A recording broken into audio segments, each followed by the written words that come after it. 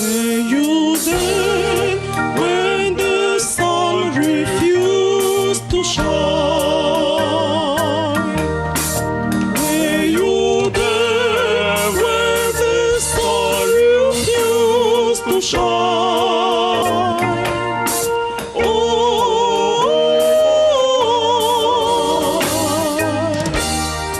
Amis du dimanche, bonjour, bienvenue sur RTI 1. Aujourd'hui, nous allons aller du côté de l'archidiocèse de Bouaké qui prépare donc la fin des travaux de son synode démarré depuis 2010 et qui tire à sa fin.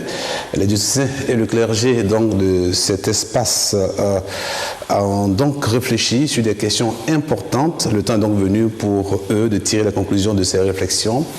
Eh bien, pour en parler ce dimanche matin, est venu de Bouaké deux prêtres, le père Nikez Ngoran, chancelier diocésain, responsable de la commission logistique et transport de l'archidiocèse de Bouaké, est avec nous. Révérend père, bonjour, bon dimanche à vous. Bonjour, monsieur Hazan. Bon dimanche à vous. Très bien. Alors, un chancelier, quelles sont ses prérogatives au sein de l'archidiocèse? Le chancelier, il s'occupe un peu de tout ce qui est administratif, oui, les documents du diocèse, et il aide donc l'évêque dans l'administration du diocèse. Très bien.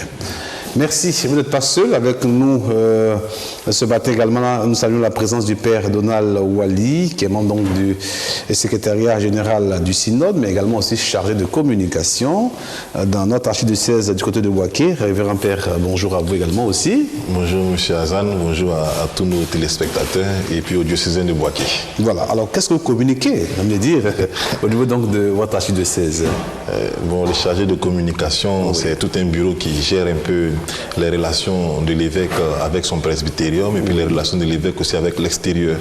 Donc il se charge de coordonner un peu toute la communication de la vie du diocèse. Voilà, nous sommes heureux donc de retrouver ce dimanche matin pour une fois des diocésains donc de Bouaké à travers le prêtre, bien entendu. Alors je rappelle que le synode donc de Bouaké démarré donc depuis 2010 va donc prendre fin d'ici quelques mois. Eh bien, c'est donc le sujet qui nous réunit ce dimanche matin. Alors, père Nikez, avec vous, nous allons parler rapidement. Est-ce qu'en Côte d'Ivoire, vous savez si des diocèses, vous connaissez des diocèses qui ont déjà donc tenté de dire, on va le dire comme ça, l'aventure du synode? Oui, vous savez que le synode, c'est quelque chose de très important dans la vie d'un diocèse.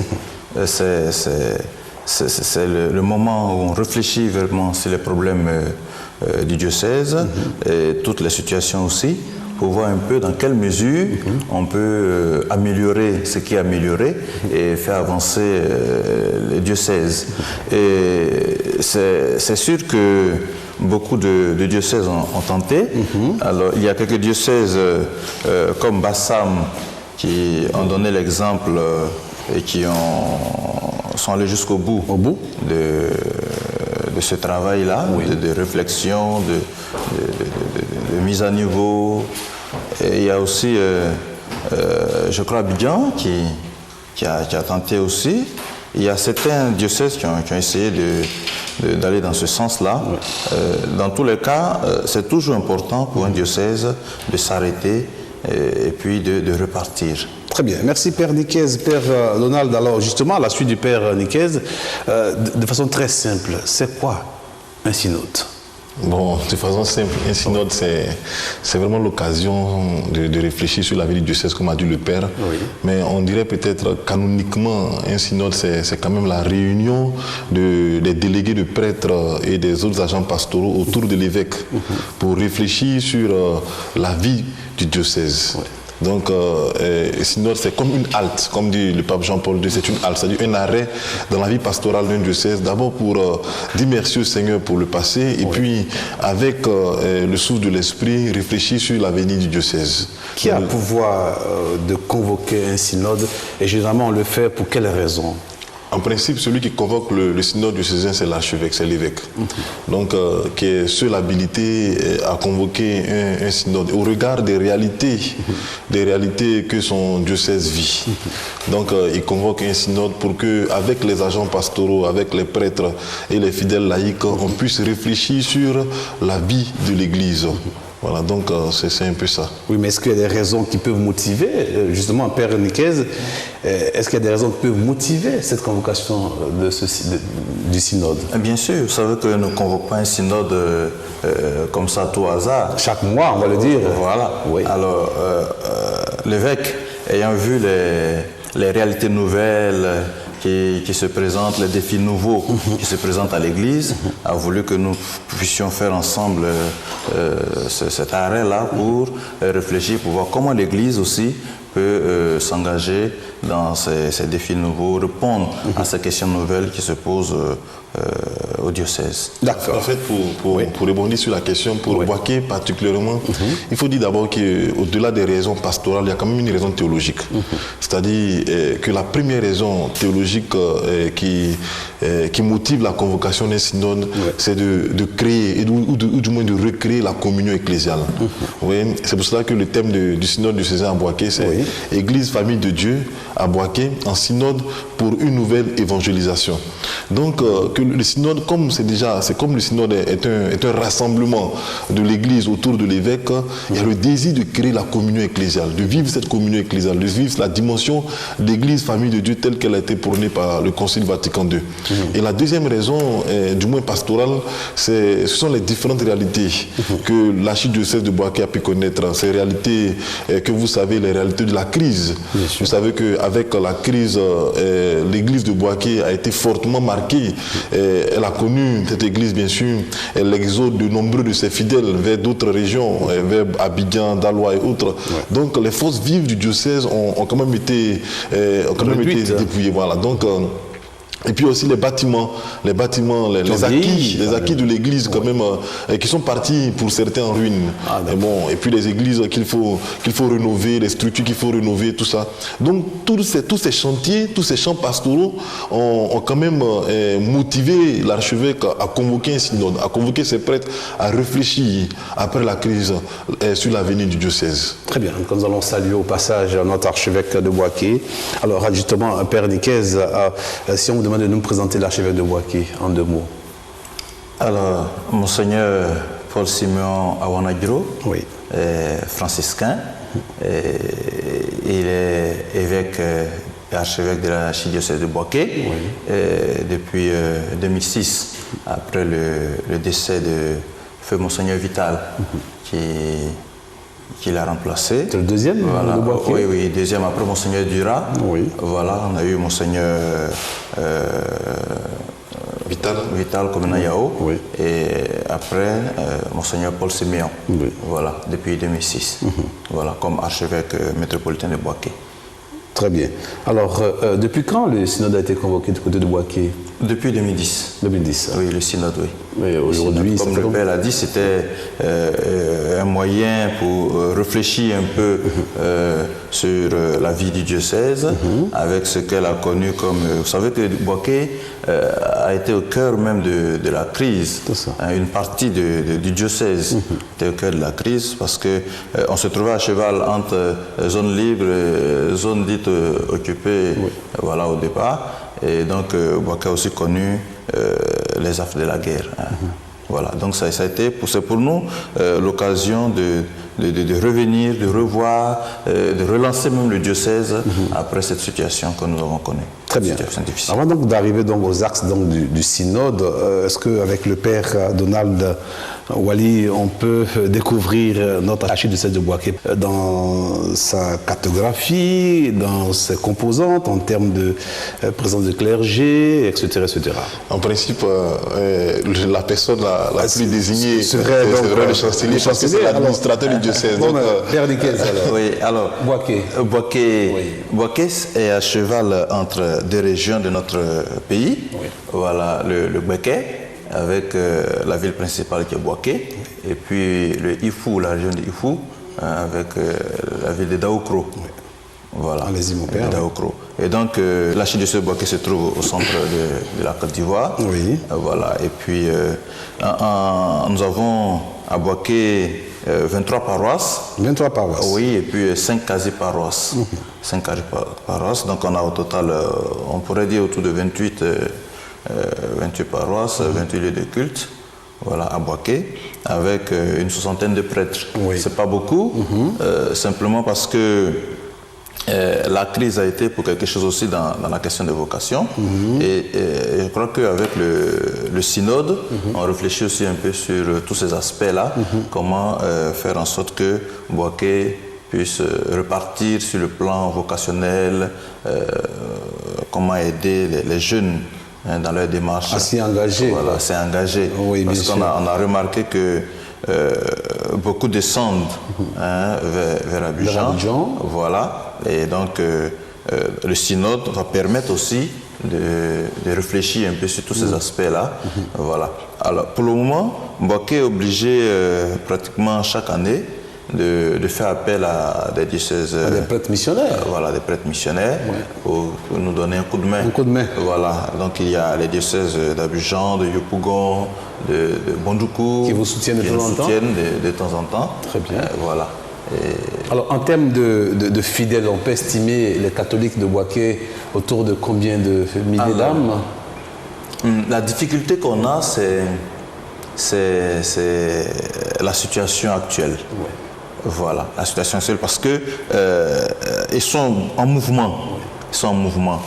Sinon, on pourrait parler d'une centaine de mille. En tout cas, merci, Révérend Père, pour toutes ces précisions. Nous rappelons au passage que ce matin, nous parlons donc avec nos pères venus donc de Bouaké, du synode de Bouaké convoqué depuis donc 2010 et qui tire à sa fin très bientôt. Les diocésains donc de Bouaké et leurs prêtres vont se retrouver pour conclure, on va dire comme ça les choses, pour tirer donc les vérités qui sont donc sorties de leur réflexion.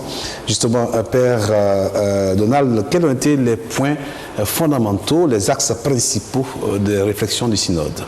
Bon, d'abord, il faut savoir que ce n'est pas l'évêque qui a déterminé les axes principaux, c'est les fidèles eux-mêmes. Parce que au début du synode, il y a eu une première année de sensibilisation, parce qu'il fallait expliquer, même au clergé et à plus forte raison aux prêtres, ce qu'est un synode et pourquoi un synode à Bouaké. Donc, cette première explication faite, il fallait maintenant que les fidèles se prononcent sur quels sont les aspects de la vie de l'Église qui est à Bouaké, quels sont les aspects qu'ils voudraient voir être abordés et relancé au niveau pastoral.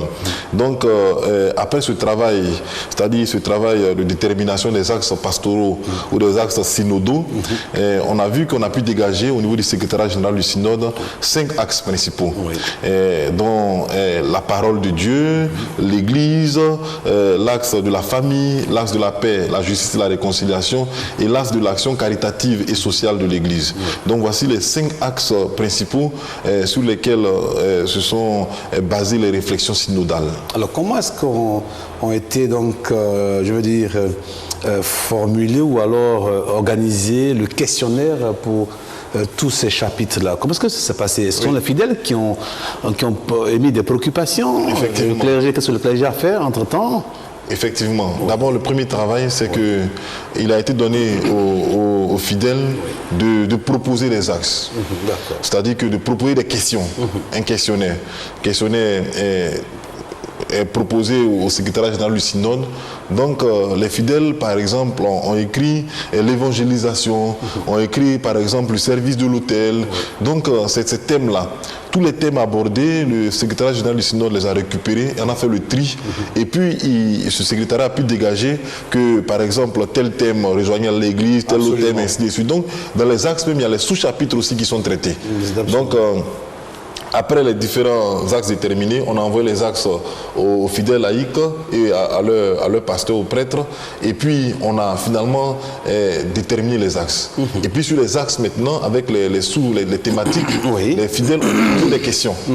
on posait des questions. Oui. C'est-à-dire les questions qu'on a renvoyées au secrétaire du synode et puis on a renvoyé aux fidèles en mélangeant tout ça et puis en faisant un résumé condensé de tout ça. Absolument. Les fidèles étaient invités maintenant à répondre aux questions. Voilà. Donc le dépouillement a commencé. C'était un véritable travail scientifique. Absolument. Ouais, le dépouillement a été déjà fait l'année passée parce que après ce travail de dépouillement, Oui.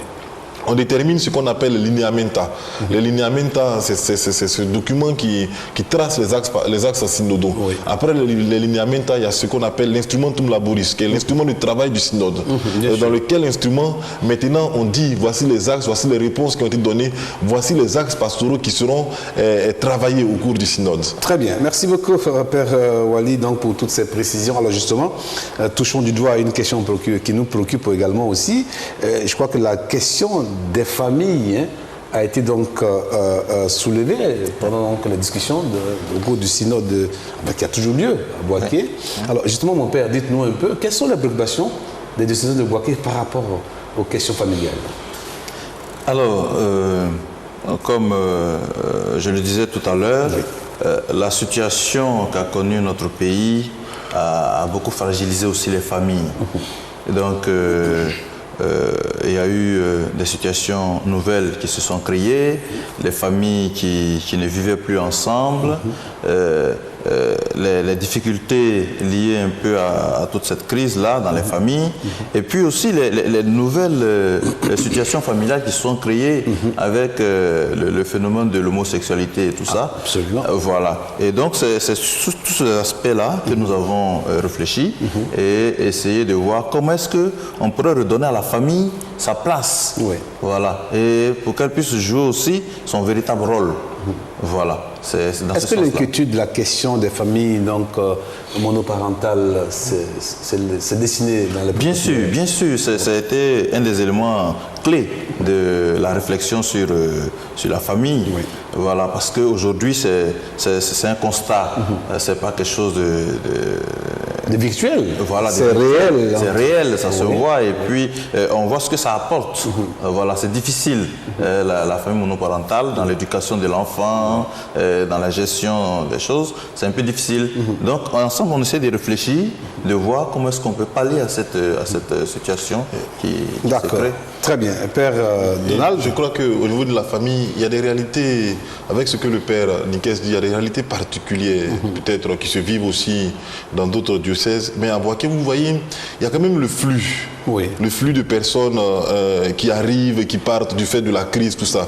Et bon, je ne vais pas désigner un corps particulier. Boaké également, c'est une zone de transit. Hein? Voilà, une zone de transit. Et puis, avec la crise, il y a quand même des gens qui sont toujours en transit, qui sont toujours en partance, qui viennent séjourner quelque temps.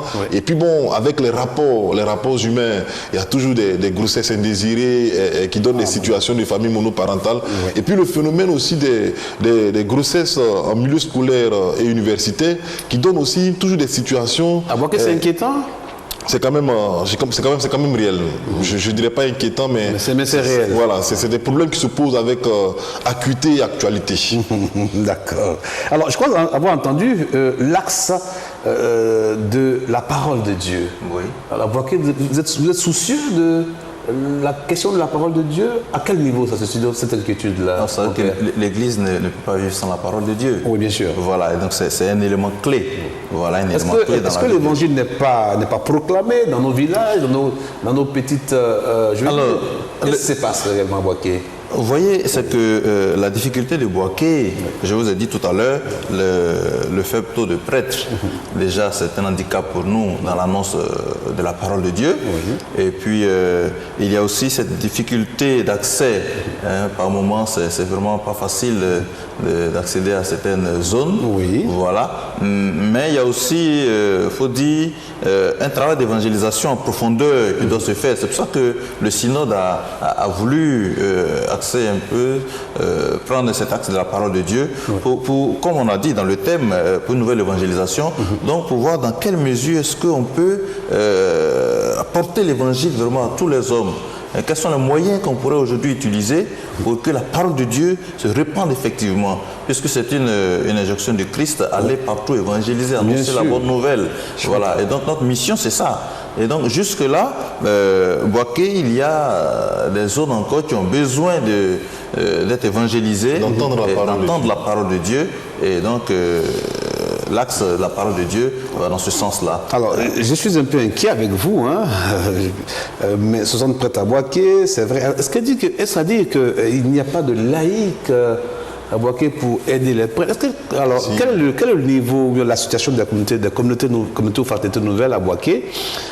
Qu'est-ce qu'elles font pour aider les prêtres ou les laïcs? Qu'est-ce qu'ils font pour aider donc à l'évangélisation de toute l'archidiocèse de Boaké? Père Donald. Vous savez, Boaké a connu quand même, j'allais dire, le dépouillement de ses forces vives. Et il y a plein de chrétiens qu'on nomme souvent les chrétiens de la crise. Oui. C'est-à-dire il y a de nombreuses personnes qui ont épousé la foi au cœur de la crise, qu'il faut former et éduquer à la foi et à l'engagement. Mais à côté de ça, quand même, il y a aussi l'apport des catéchistes. Les catéchistes Ils sont nombreux à Boaké? Oui, les catéchistes sont, j'allais dire, sont le fer de lance quand même de la pastorale. C'est déjà une bonne chose, Parce une que bonne nouvelle. Hein? On peut pas, puisqu'on n'a pas beaucoup de paroisses, il y a des paroisses qui couvrent jusqu'à une soixantaine de villages, jusqu'à une cinquantaine de villages. Et comment arriver à parcourir tous ces villages et tous ces hameaux, annoncer la parole de Dieu s'il n'y a pas de catéchistes qui fassent le relais? Donc il y a les catéchistes d'abord. Après il y a des laïcs aussi. Oui. Il y a des laïcs quand même dans les paroisses, même urbaines ou rurales, qui sont vraiment engagés. Très engagés. Qui enseignent la catéchèse, qui proclament la parole, qui vivent au quotidien aussi dans les mouvements et les sœurs et les communautés ecclésiales de base, le message de l'évangile. Et puis à côté d'eux aussi, bon, il y a les apostolats particuliers, tels que les communautés nouvelles. Bon, les communautés nouvelles qui ont pour mission aussi d'appuyer cette annonce de la parole de Dieu. On a des communautés nouvelles qui existent à Boaké. Et je pense aussi qu'ils apportent leur pierre à l'édifice de l'annonce de la parole de Dieu. Mais cet ensemble, vous voyez le très nombre, très peu de prêtres, bien sûr, 60 prêtres, voilà, montre qu'il y a du travail, et un grand travail. Et moi, je voudrais profiter même de l'antenne pour dire qu'il est temps que les jeunes, par exemple, qui sont originaires de Boaké, dans toutes ces villes et ces régions, qui sentent l'appel du Seigneur, qui se trouvent à Abidjan, qui se trouvent à Boaké, qui se trouvent à Daloa, et ainsi de suite, dans toutes les autres villes, s'ils sentent l'appel du Seigneur, il faut peut-être, pourquoi pas, répondre à cet appel au cœur de la ville de Boaké, vraiment de cette église qui demande des prêtres à d'autres diocèses. Très bien. En tout cas, je rebondis sur la question des communautés nouvelles. Voilà, on en trouve à Boaké, il y a quand même un bon groupe. Seulement que toutes les communautés nouvelles sont concentrées dans la seule ville de Boaké. Vous voyez? Voilà. Donc le travail qui se fait très souvent, c'est que sur le plateau de Boaké. Or, on a besoin qu'ils nous soutiennent dans la mission à l'intérieur, dans les autres villes de l'archidiocèse. Voilà. Donc c'est un appel que nous lançons aussi à d'autres communautés nouvelles. Voilà. Bien entendu que l'archevêque de Boaké va d'abord certifier leur présence dans le diocèse. Ça c'est. Mais déjà l'appel est lancé. Ceux qui sont là, par exemple, s'ils peuvent donner un coup de main dans le travail que font les prêtres et les catéchistes en allant au-delà de la ville de Boaké pour essayer d'apporter aussi cette bonne nouvelle, je pense que ça serait assez intéressant. Ce qui est aussi bon à savoir, c'est qu'il y a de nombreux responsables de communautés nouvelles qui sont originaires de Boaké. C'est-à-dire que les communautés ont pris naissance à Boaké.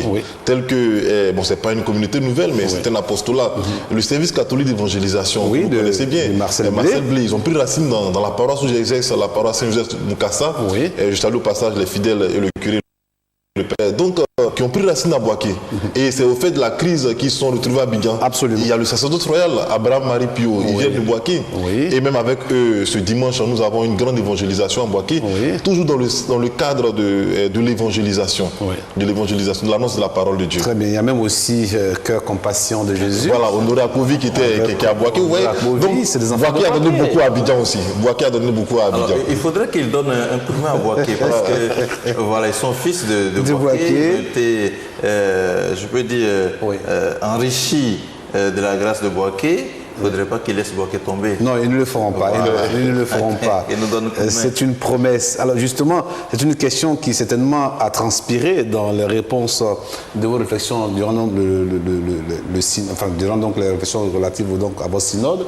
Alors qu'est-ce qui, justement, pourrait expliquer cette situation où on a l'impression qu'à Boaké, les choses se vident au lieu donc de se dynamiser, révérend Père.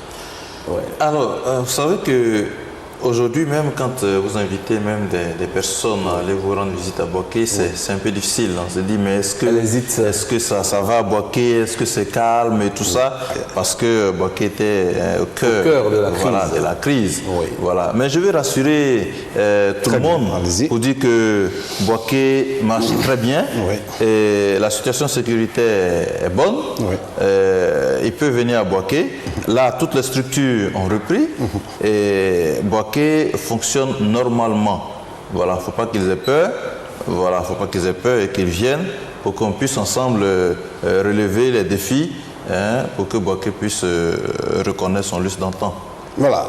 L'Église Famille de Dieu à Boaké pour vivre une nouvelle évangélisation, c'est le thème du synode convoqué depuis 2010 par l'archevêque de Boaké, Monseigneur Awana, que nous saluons avec révérence pour tous ces travaux.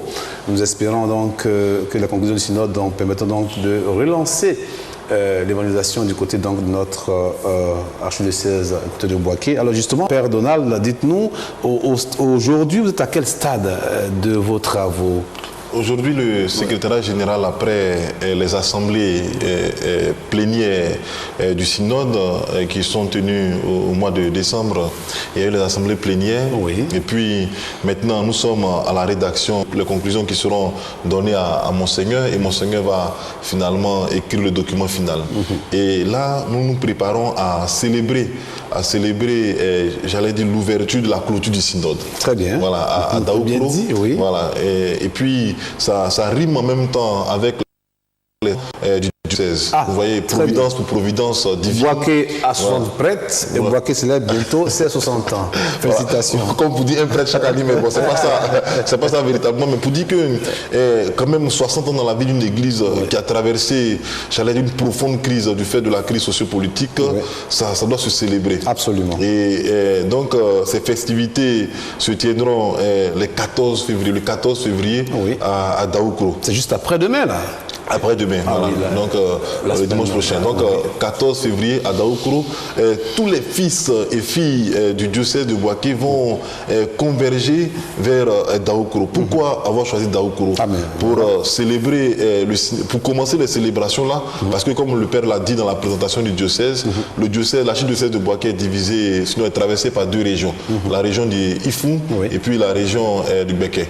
Donc on commence dans la région de l'Ifou et puis on termine dans la région du Béké, pour que tous soient vraiment concernés, associés dans la célébration de la clôture du synode et des 60 ans du diocèse. Très bien. Alors, Père Ngoran, dites-nous, quels vont être donc les différents axes de ces célébrations? Est-ce qu'il y a un programme qui a été prévu pour la circonstance?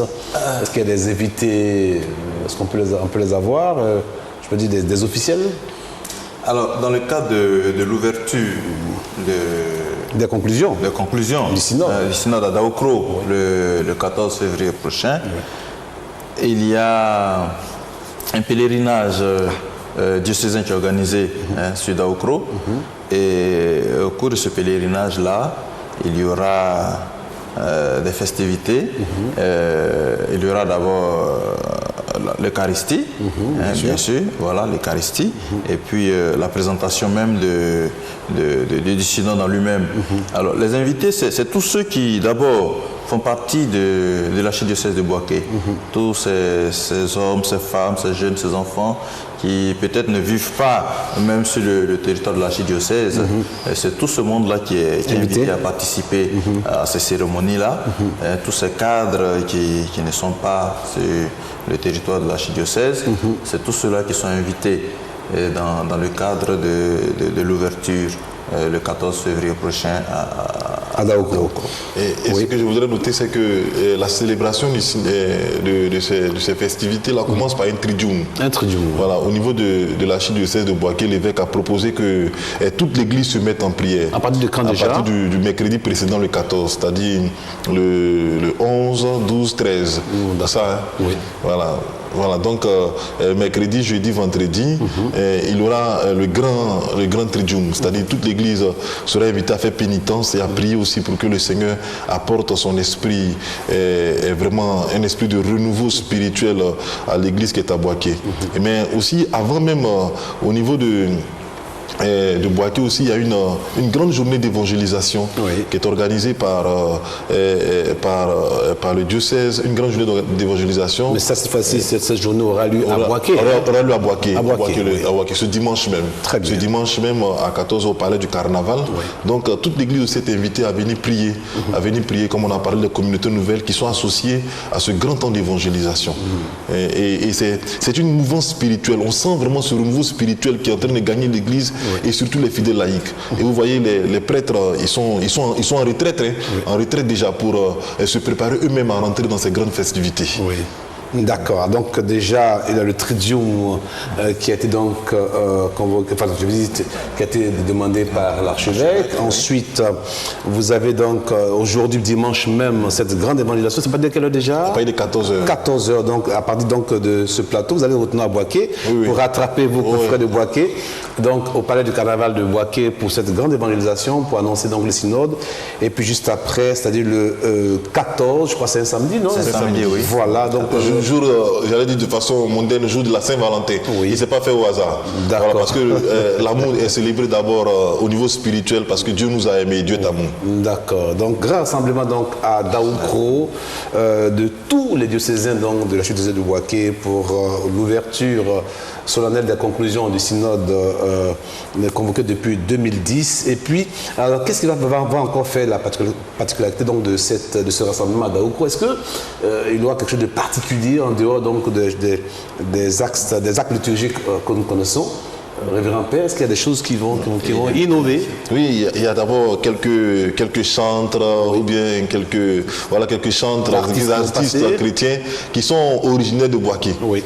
Vous voyez, d'abord, vous imaginez les gens, tous les chrétiens qui viennent de Boaké, il y a plus de 1000 chrétiens qui viennent de Boaké jusqu'à Daoukro. Au passage, je rappelle aux fidèles chrétiens catholiques de Boaké, même à tous ceux qui nous écoutent, qui peuvent aussi en continuer s'inscrire dans les différentes paroisses. Donc, ils arrivent à Boaké et puis on marche. Vous voyez, il y a cette marche un peu synodale. Vous allez marcher de Boaké à Daoukro? Non, quand on arrive à Boaké, à un point, à Daoukro, pardon. Quand on arrive à Daoukro. D'accord. Voilà, on marche déjà. Donc, il y aura un pèlerinage. Un pèlerinage. Dans la ville d'Aoukro. Voilà. Et on arrive sur le site, il y a cet accueil des artistes qui sont, ma foi, originaires de Boaké, qui vont avec nous célébrer le Seigneur.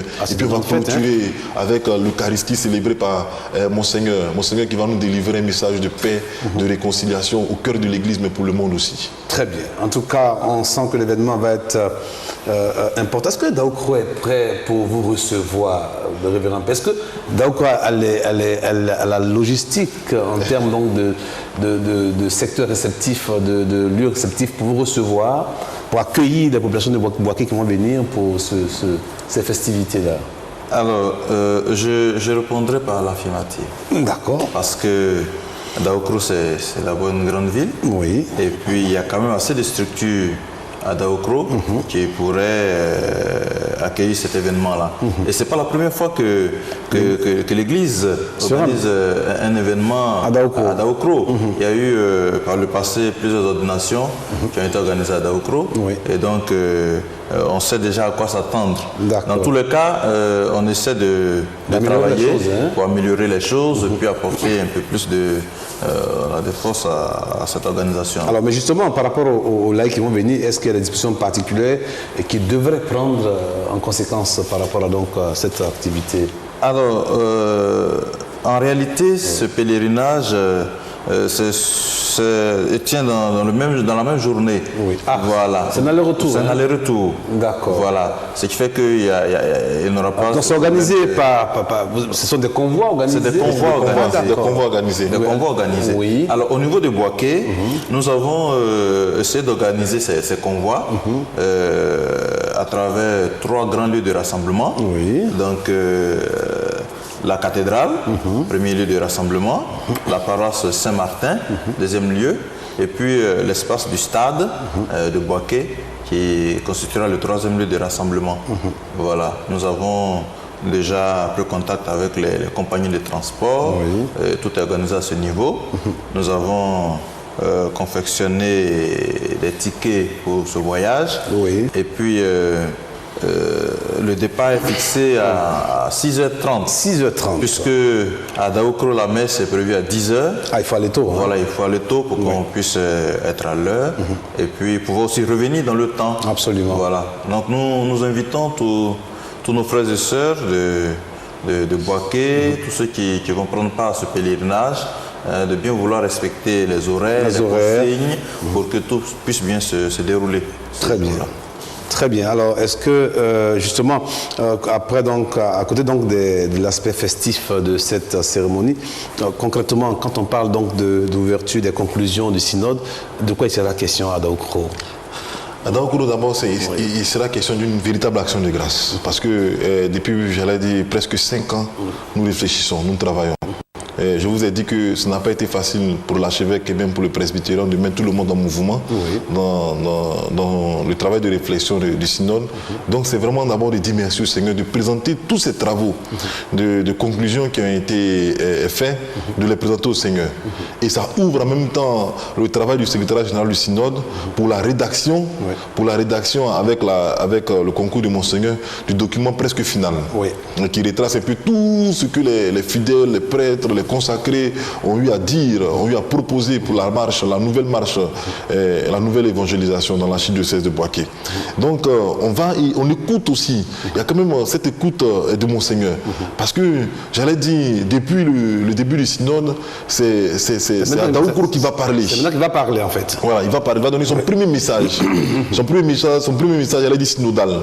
Les autres messages étaient des messages de sensibilisation, de direction, mais après avoir participé lui-même aux assemblées synodales plénières et partielles aussi, il va donner son premier message. Ce premier message-là, je crois que lui-même, comme on se le disait déjà, qui va beaucoup parler de la nouvelle évangélisation et de la réconciliation. Vous voyez, c'est important. C'est important. C'est important. Donc, il y a l'écoute de Monseigneur et l'écoute de la parole de Dieu et ce que Monseigneur va dire. Mais ce ne sera pas déjà les conclusions. Non, ce ne sera pas encore les conclusions. D'accord. Voilà. Ça prépare déjà les conclusions. Je pense que Daoukro est une étape très importante. Oui, d'accord. Mais sans prétendre dévoiler déjà les résultats donc, de vos réflexions, j'estime que Monseigneur a plus ou moins une idée de ce que les diocésains ont pu faire sortir de leurs réflexions. Il était aux travaux. Voilà, donc certainement que dans son discours, des éléments vont certainement transpirer qui vont donner de la couleur déjà de ce qui sera donc des conclusions de votre synode, j'estime. Alors justement, Père Niquez, quelle est la préoccupation principale, sans vouloir peut-être prétendre avoir une préoccupation majeure par rapport à notre préoccupation, mais de quoi l'église de Boaké a réellement besoin? Vous savez que l'église de Boaké, comme on l'a dit tout à l'heure, aura 60 ans. Oui. Après 60 ans, il y a beaucoup de choses qui doivent lui permettre de rester debout. Oui. Vous voyez, on a parlé tout à l'heure de nombre insuffisant de prêtres. L'Église a vraiment besoin de prêtres. De prêtres à Boaké. Besoin de prêtres. C'est vraiment sérieux. Un appel lancé à tous les fils de la région, de la région du Boaké et du Youfou, pour répondre vraiment à l'appel du Seigneur. Voilà. Et puis, il y en a qui peut-être sont déjà presque à la porte des séminaires au compte d'autres diocèses, mais qui font partie de Boaké. Alors, tout cela aussi, nous lançons un appel pour qu'ils puissent se retourner dans les diocèses d'origine et continuer avec nous ce travail. Boaké a aussi besoin de moyens. De moyens financiers. De moyens financiers. Oui. Pour reconstruire, bâtir des paroisses, des églises. Il le faut, c'est important. C'est important. Et le manque de moyens joue considérablement sur l'annonce de la parole. Vous voyez, vous prenez des paroisses qui n'ont vraiment pas de véhicules, de moyens pour se déplacer. Pour aller à l'intérieur, dans les villages. Pour annoncer l'évangile. Il n'a pratiquement rien du tout. Il n'a pratiquement rien du tout. C'est difficile. Alors un appel encore lancé aux cadres, à tous ceux qui peuvent donner un coup de main pour permettre que la parole atteigne tous les coins et recoins de notre archidiocèse. Oui. Voilà, ça c'est notre souci. On a vraiment envie de travailler, d'annoncer cette bonne nouvelle, mais sans les moyens, c'est un peu difficile.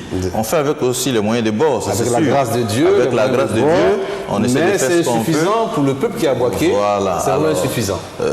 Si cette aide-là peut voir D'accord. le jour, c'est important. D'accord. C'est important. Alors, Père Donald, vous qui êtes donc du domaine de la communication, je crois qu'une radio performante à Boaké serait vraiment bienvenue Oui. pour aider donc à l'évangélisation.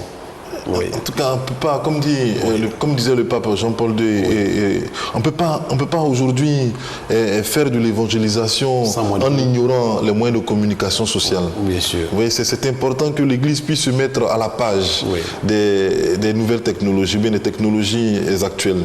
Et avoir une radio, c'est notre cri de cœur. Et c'est vrai que la radio nationale catholique Déjà à Boaké. déjà à Boaké, elle a un relais, mais on Mais elle n'arrive a pas à besoin couvrir. de On n'arrive pas à voir. couvrir. On n'arrive pas à couvrir toute la ville de Boaké, et c'est bien dommage. C'est bien dommage parce que aujourd'hui, excusez-moi, M. Hazan, on n'est pas très loin. On n'est pas très loin de la période des élections. Oui. Et le message de paix, de réconciliation, d'apaisement De l'Église. doit être entendu. Absolument. Parce qu'au cœur de la crise, on a vu que bien souvent, le manque de moyens de communication a favorisé certains écarts. C'est ça. Et le prêtre ne peut plus être seulement entendu, j'allais dire, dans les 4 murs de l'église. Sa paroisse. Voilà, de sa paroisse. Et le message de l'église doit transcender les murs les murs de l'église bâtiment. Et ça passe par une radio, pourquoi pas. Il faut donner des moyens à la radio nationale catholique, et c'est pour cela qu'on organise même cette évangélisation de ce soir, de cet après-midi. Oui. Doter la radio de moyens conséquents, pour que partout où qu'on se trouve à Boaké, on puisse entendre la parole du Christ. Voilà, donc Boaké a de véritables besoins. D'ailleurs, le synode vient à propos pour faire la lumière sur tous ces besoins et puis voir dans quelle perspective à venir réussit donc à redynamiser donc notre archidiocèse du côté de Boaké. En tout cas, mes pères, merci. Est-ce qu'il y a d'autres informations que vous souhaiteriez partager avec nous ce dimanche matin pour nous informer un peu plus sur le synode, son déroulement? Les conclusions auront lieu quand pratiquement, la dernière conclusion, Père Ngouran?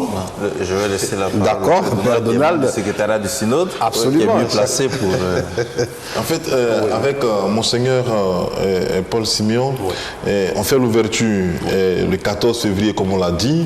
Donc, où qu'on se trouve, en tout cas, si on peut faire le déplacement, même si on n'est pas dans le diocèse de Boaké, où qu'on se trouve, on peut faire le déplacement, c'est vraiment important. Tout le monde, toutes les dispositions sont prises pour accueillir tout le monde.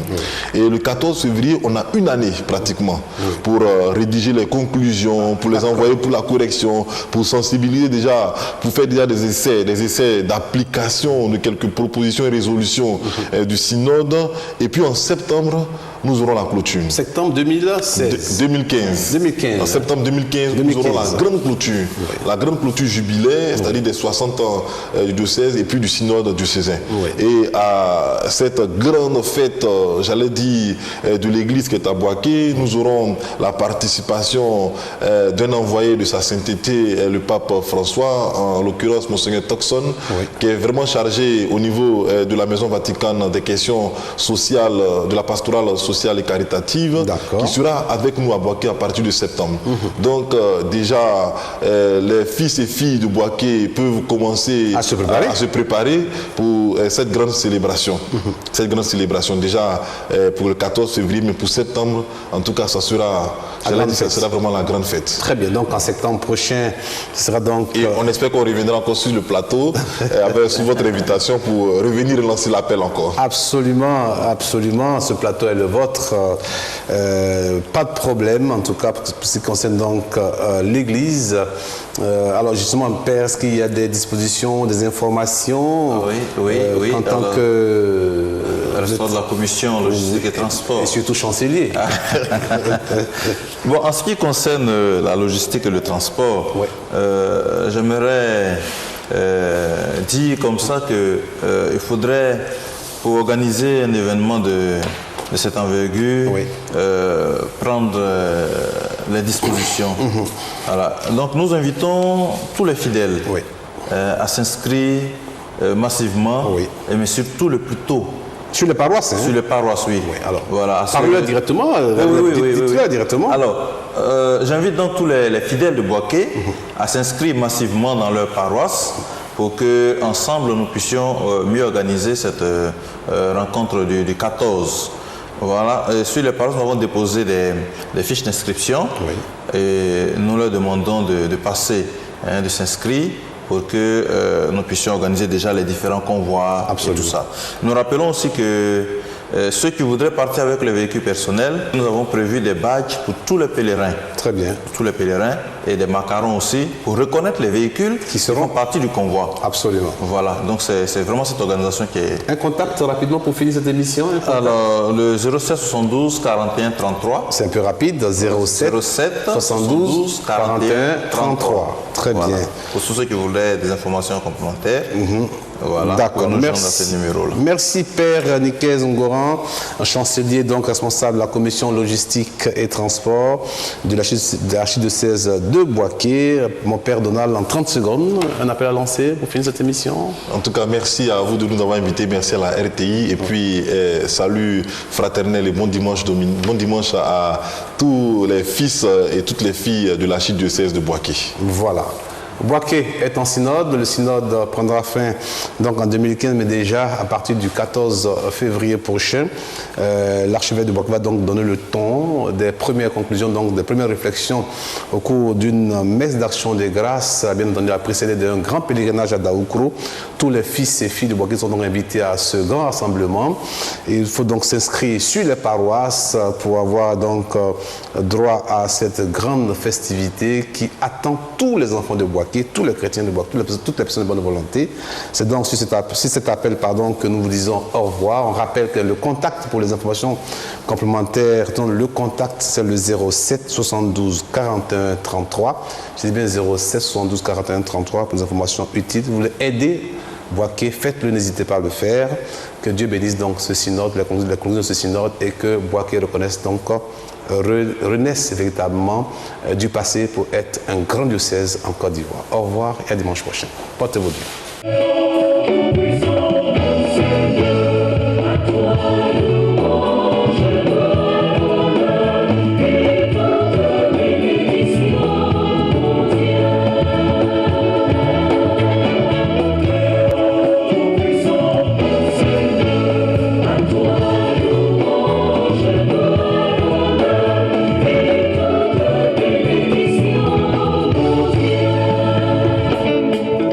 Oh yes, l'or et l'argent lui appartiennent, il nous comble de sa grâce.